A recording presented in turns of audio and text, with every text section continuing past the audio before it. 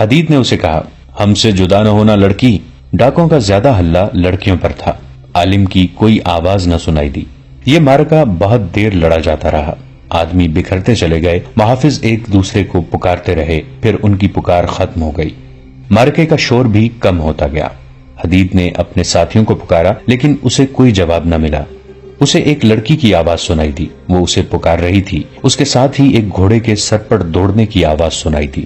حدید سمجھ گیا کہ کوئی ڈاکو ایک لڑکی کو اونٹ کی بجائے کسی محافظ کے گھوڑے پر ڈال کر لے گیا ہے۔ وہ دوڑ کر ایک گھوڑے تک پہنچا، زین کسی ہوئی تھی۔ وہ گھوڑے پر سوار ہوا اور بھاگنے والے گھوڑے کے ٹاپوں کی آواز پر تعاقب میں گیا۔ دوسری لڑکی سے متعلق اسے معلوم نہیں تھا کہ کہاں ہے۔ اس نے گھوڑے کو ایڑ لگائی۔ صحرا میں کوئی رکاوٹ، کوئی ندی نالا نہیں تھا۔ گھوڑا ہوا سے باتیں کرنے لگا۔ اگلا گھوڑا بھی اچھی نسل کا تھا۔ فرق یہ تھا کہ اس گھوڑے پر 2 سوار تھے۔ کوئی 1 میل بعد حدید کو اگلے گھوڑے کا سایہ نظر آنے لگا۔ اس نے تعاقب جاری رکھا، فاصلہ کم ہو رہا تھا۔ حدید نے محسوس کیا کہ اس کے پیچھے بھی ایک گھوڑا آ رہا ہے، جس کا سوار محافظ بھی ہو سکتا تھا یا ڈاکو بھی۔ اس نے گھوم کر دیکھا، پچھلا گھوڑا قریب آ گیا تھا۔ حدید نے پکارا، کون ہو؟ اسے جواب نہ ملا۔ اس نے تعاقب جاری رکھا اور گھوڑے کو اور زیادہ تیز کرنے کی کوشش کرنے لگا۔ اگلا گھوڑا سیدھا جا رہا تھا۔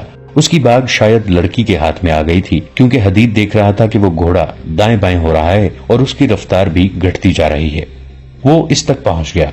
اس کے پاس برچی تھی۔ اس نے اگلے سوار کے پہلو پر جا کر برچی کا وار کیا، لیکن وہ گھوڑا ایک طرف ہو گیا۔ سوار تو بچ گیا، برچی گھوڑے کو لگی۔ حدید نے گھوڑا روکا اور گھمایا۔ دوسرا سوار بھی گھوڑے کو گھمانے کی کوشش کر رہا تھا، لیکن لڑکی جو اس کے آگے بیٹھی تھی باگیں ادھر ادھر کر کے گھوڑے کا رخ صحیح نہیں ہونے دیتی تھی۔ حدید نے لڑکی کو پکارا تو لڑکی اور زیادہ دلیر ہو گئی۔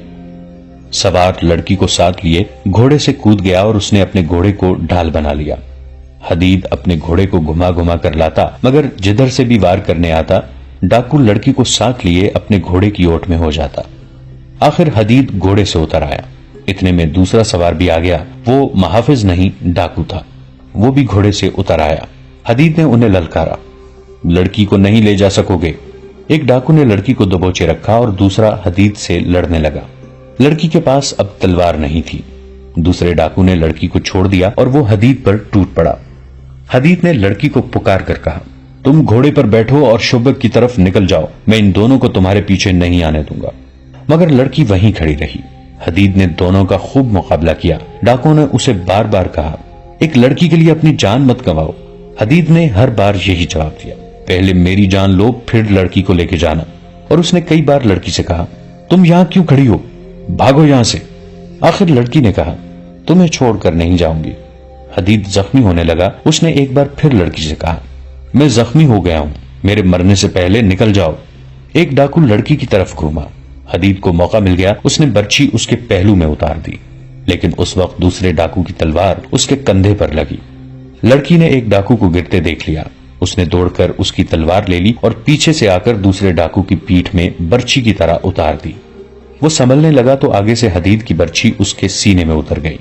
وہ ڈاکو بھی ختم ہو گیا، مگر اس کے ساتھ ہی حدید بھی کھڑا رہنے کے قابل نہ رہا۔ لڑکی نے اسے سہارا دیا تو اس نے کہا، تم ٹھیک ہو نا؟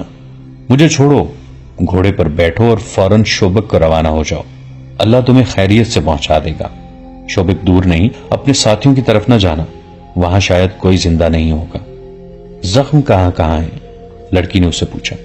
مجھے مرنے دو لڑکی، حدید نے کہا، تم نکل جاؤ، خدا کے لیے میرا فرض تم خود ہی پورا کر دو، کہیں ایسا نہ ہو کہ کوئی اور قضا کدھر نکل آئے۔ لڑکی کی غلط فہمی اور شکوک رفع ہو چکے تھے۔ وہ سمجھ گئی تھی کہ اس شخص نے اس کی خاطر جان خطرے میں ڈال لی ہے۔ اس نے اسے اکیلا چھوڑنے سے صاف انکار کر دیا۔ دوڑ کر گئی، گھوڑے کی زین کے ساتھ بندھی ہوئی پانی کی چھاگل کھول کر لائی اور حدید کے منہ کے ساتھ لگا دی۔ اسے پانی پلا کر چھاگل گھوڑے کے ساتھ باندھ دی اور اس سے پوچھنے لگی کہ اس کے زخم کہاں ہیں۔ حدید نے اسے زخم بتائے تو اس نے اپنے کپڑے پھاڑے اور کچھ ٹکڑے حدید کے لباس سے پھاڑے۔ انہیں پانی میں بھگو کر اس نے حدید کے زخموں پر باندھ دیا۔ اسے اس کام کی ٹریننگ دی گئی تھی۔ اس نے حدید کو سہارا دے کر اٹھایا اور گھوڑے تک لے گئی۔ بڑی مشکل سے اسے گھوڑے پر بٹھایا۔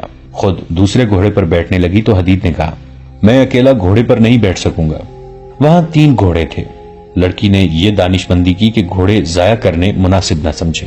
2 گھوڑوں کی باگیں ایک گھوڑے کی زین کے پیچھے باندھ دیں اور خود حدید کے پیچھے سوار ہو گئی۔ اس نے حدید کی پیٹھ اپنے سینے سے لگا لی اور اس کا سر اپنے کندھے پر ڈال لیا۔ شوبک کی سمت بتا سکتے ہو؟ لڑکی نے پوچھا۔ حدید نے آسمان کی طرف دیکھا، ستارے دیکھے اور ایک طرف اشارہ کر کے کہا، اس رخ کو چلو۔ پھر اس نے کہا، میں شاید زندہ نہ رہ سکوں گا، خون نکل رہا ہے، جہاں کہیں میری جان نکل جائے مجھے وہیں دفن کر دینا، اور اگر تمہیں میری نیت پر کوئی شبہ تھا تو وہ دل سے نکال کر مجھے بخش دینا۔ میں نے امانت میں خیانت نہیں کی، خدا تمہیں زندہ سلامت اپنے ٹھکانے پر پہنچا دے۔ گھوڑا چلا جا رہا تھا اور رات گزرتی جا رہی تھی۔ صبح طلوع ہوئی تو حدید نیم بے ہوشی کی حالت میں تھا اور اپنے آپ کو ہوش میں رکھنے کی سرتوڑ کوشش کر رہا تھا۔ اس کا خون رک گیا تھا، لیکن زیادہ خون بہ جانے سے اس کا جسم بے جان ہو گیا تھا۔ لڑکی نے اسے چھوٹے سے نخلستان میں اتارا، اسے پانی پلایا، گھوڑوں کے ساتھ کچھ کھانے کی چیزیں بندھی ہوئی تھی، وہ حدید کو کھلائیں۔ اس سے اس کا دماغ صاف ہونے لگا۔ اسے پہلا خیال یہ آیا کہ پہلے وہ اس لڑکی کا محافظ تھا، اب اس کا قیدی ہے۔ لڑکی نے اسے لٹا دیا۔ وہ رات بھر گھوڑے پر سوار رہے۔ کچھ دیر کے آرام سے حدید کا جسم ٹھکانے آ گیا۔ اس نے لڑکی سے کہا، شوبک دور نہیں، شاید 1 دن کی مسافت ہے، تم ایک گھوڑا لے لو اور اسے بگاتی لے جاؤ، جلدی پہنچ جاؤ گی، میں واپس چلا جاؤں گا۔ تم زندہ واپس نہیں پہنچ سکو گے، لڑکی نے کہا۔ اگر یہیں سے واپس جانا ہے تو مجھے ساتھ لے چلو، تم نے مجھے اکیلا نہیں چھوڑا، میں تمہیں اکیلا نہیں چھوڑوں گی، میں مرد ہوں۔ حدید نے کہا، میرا دل نہیں مان رہا کہ ایک لڑکی میری حفاظت کرے، اس سے بہتر ہے کہ میں مر جاؤں۔ میں ان معمولی سی لڑکیوں میں سے نہیں ہوں جو گھروں میں پڑی رہتی ہیں، لڑکی نے کہا، اور جو مرد کی حفاظت کے بغیر ایک قدم نہیں چل سکتی۔ مجھے ایک فوجی مرد سمجھو، فرق صرف یہ ہے کہ میرا ہتھیار میری خوبصورتی، میری جوانی اور میری چرب زبانی ہے۔ میں تمہاری طرح سختیاں برداشت کر سکتی ہوں، میں شوبک تک پیدل چل سکتی ہوں۔ میں تمہارے جذبے کی قدر کرتا ہوں، حدید نے کہا۔ ڈاکو ہم دونوں کو کتنا قریب لے آئے ہیں، مگر ہم ایک دوسرے کے دشمن ہیں۔ تم میرے ملک کی بنیادیں ہلانے کی کوشش کر رہی ہو اور ایک دن میں تمہارے ملک پر حملہ کرنے آؤں گا، لیکن اس وقت میری دوستی قبول کر لو، لڑکی نے کہا۔ دشمنی کی باتیں اس وقت سوچیں گے جب تم تندرست ہو کر اپنے ملک چلے جاؤ گے۔ اس نے حدید کی گردن کے نیچے بازو کر کے اسے اٹھایا۔ حدید اب اٹھ سکتا تھا۔ وہ اٹھا اور آہستہ آہستہ چلتا گھوڑے تک پہنچ گیا۔ لڑکی نے اس کا پاؤں اٹھا کر رکاب میں رکھا اور اسے سہارا دے کر گھوڑے پر سوار کر دیا۔ لڑکی بھی اسی گھوڑے پر سوار ہونے لگی تو حدید نے ہاتھ آگے کر کے اسے روک دیا اور کہا، تم اب دوسرے گھوڑے پر بیٹھو، میں اکیلا سواری کر سکوں گا۔ اس کے باوجود میں اسی گھوڑے پہ بیٹھوں گی، لڑکی نے کہا، تمہیں اپنے ساتھ لگائے رکھوں گی۔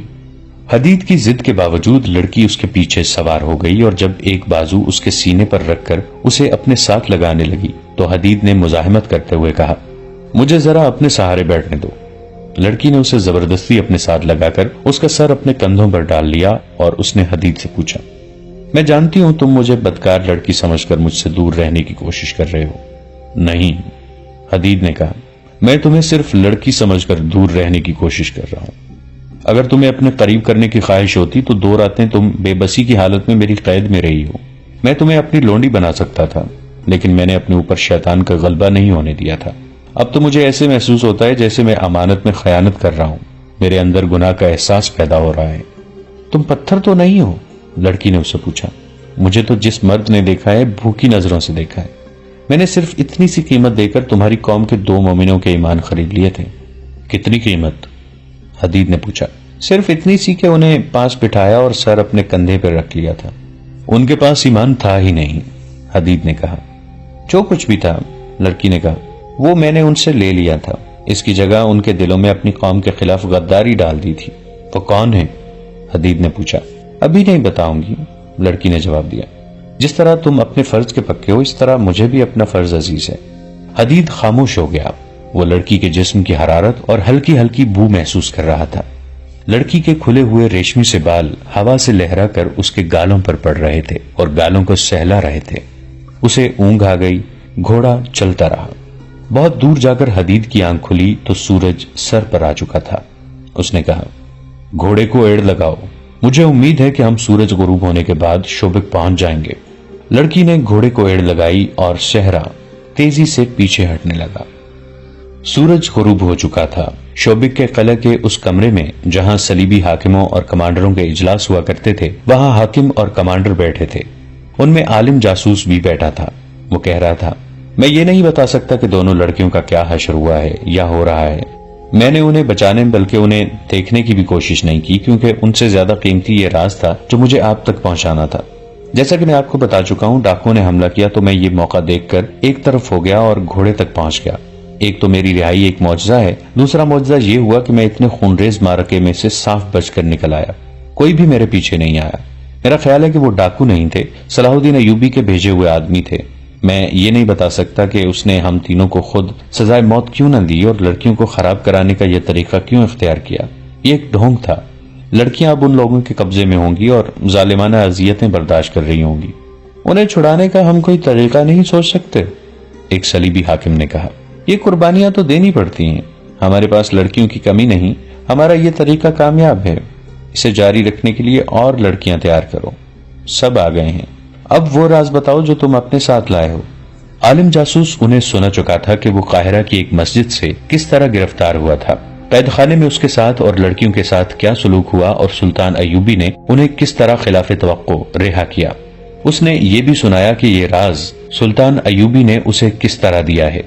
اس نے تاریخ بتا کر کہا، صلاح الدین ایوبی اس روز اپنی فوج کو کوچ کرائے گا، وہ کرک پر حملہ کرے گا۔ نائب سالار کہہ رہے تھے کہ شوبک کو پہلے لینا چاہیے کیونکہ یہ زیادہ مضبوط قلعہ ہے، لیکن صلاح الدین شوبک پر اپنی طاقت ضائع نہیں کرنا چاہتا۔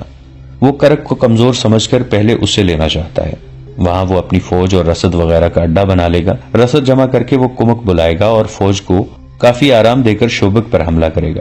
اس نے یہ خاص طور پر کہا تھا کہ وہ ہمیں بے خبری میں لینا چاہتا ہے۔ اس کی وجہ اس نے یہ بتائی ہے کہ اس کی فوج کم ہے اور ہماری فوج زیادہ بھی ہے، اور ہمارے پاس گھوڑے بھی بہتر ہیں، اور ہمارے پاس خود اور زرہ بختر ہیں۔ اس نے صاف الفاظ میں کہا ہے کہ اگر صلیبی فوج نے اسے راستے میں روک لیا تو اسے شکست کے سوا کچھ حاصل نہ ہوگا۔ وہ کھلے میدان میں لڑنے سے ڈرتا ہے۔ عالم جاسوس نے وہ تمام باتیں بتائیں جو اس نے سلطان ایوبی کی زبان سے سنی تھی۔